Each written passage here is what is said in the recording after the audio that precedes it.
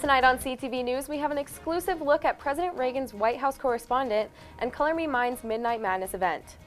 Then later on, we have highlights of our Rams volleyball team and new places in Old Town Fort Collins to celebrate the fall time. All this and more on CTV News starting now. Good evening, Colorado State University. I'm your news reporter, Nicole Parra. And I'm Marla Lundak. Let's get started with your Tuesday night news. On September 12th, around 2 a.m., two young males pulled a 20-year-old female out of her car in an attempted kidnapping. Luckily, another car pulled up and the two males immediately released the female victim and ran away. According to the Fort Collins Police Department, it occurred down the 2500 block of West Lake Street. Police are seeking community help in identifying suspects of this attempted kidnapping. The suspects were described as young adult males with long hair and gauges in their ears, and the victim said they smelled of alcohol.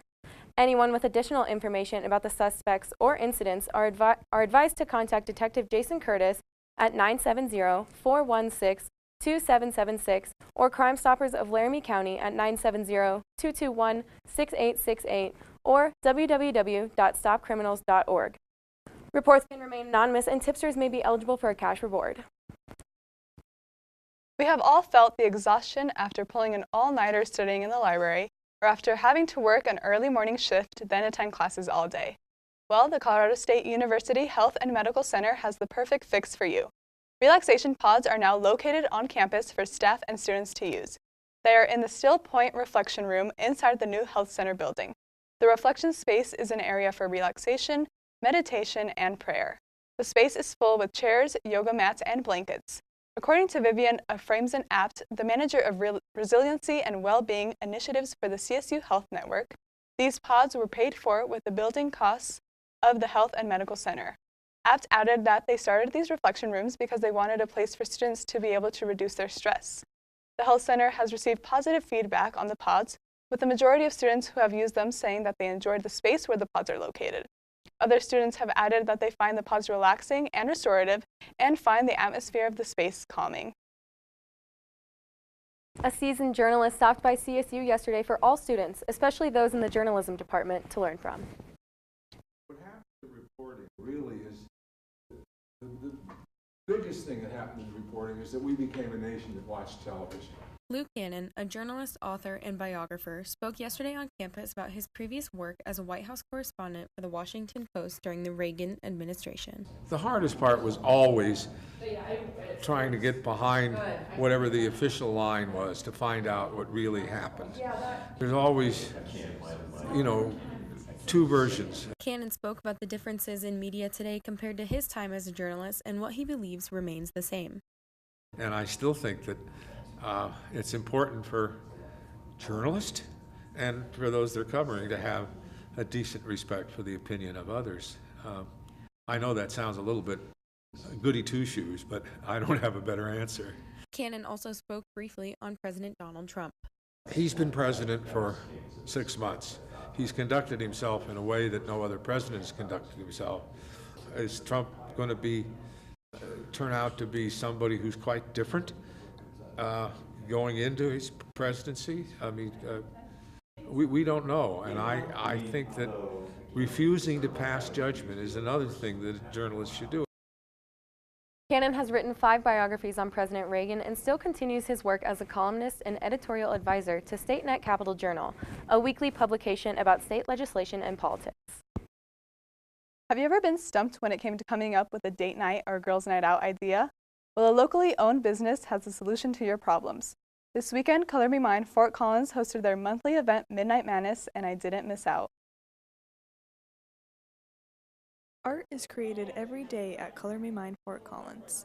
This is one of the only forms of entertainment locally here that doesn't involve a screen. And so I think that's really unique. We're trying to get people to do something outside of watching a screen. And so when they come here, they're working with their hands. They don't have the time to sit there and be on Facebook. The Paint It Yourself Ceramic Studio hosts a variety of events every month to keep things new and exciting. Midnight Madness, we have once a month, like you said. We do it from 8 o'clock to midnight. We have a live local music, and we do like $1 fees, and you can bring your own drinks. And we love it. It's really, really fun because it's kind of a different, we're always going to be family and kid friendly, but this night is for our adult crowd. Employees of Color Me Mine have fostered a sense of community with friends and returning customers. I like Midnight Menace a lot because it's a cool way to see our returning customers. A lot of time our regulars come back, and it's fun because there's live music, and it is also even a more fun environment than usual. In less than a year, the local business owners have provided a space for creativity to flourish. I hope it comes through in the way we do business, that we're very grateful for every customer that comes in here and decides to spend time and resources at our studio. So we love our customers, we love our employees, and we're just super grateful for the opportunity here. If you weren't able to make it this month, don't worry. The studio hosts a variety of events for customers year-round. Make sure to check them out on Facebook at Color Me Mine Fort Collins and Instagram at FocoCMM so you never miss an update. For all natural resource science students out there, we have some exciting news for you. Scheduled to open in fall of 2018, there will be a new Michael Smith Natural Resource building on campus. A centerpiece for the expansion will be a new home for the WCNR Student Success Center.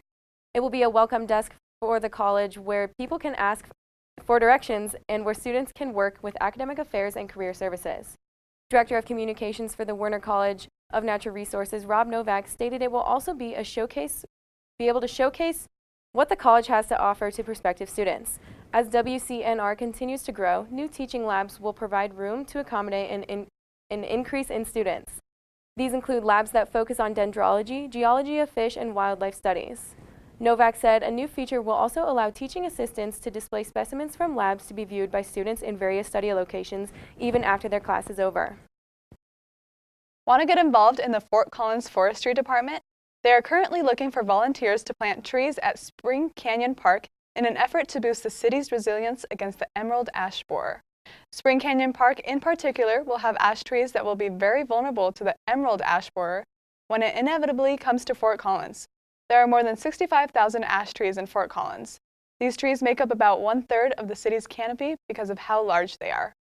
Volunteers will be shadow planting non-ash trees near ash trees at the park. Shadow planting is a common resilience technique that helps communities maintain their urban forest. The event will take place on September 30th at 9 a.m. to noon at Spring Canyon Park, 2626 West Horsetooth Road. All ages are welcome to volunteer, but registration is required and there's a participation limit of 100 people.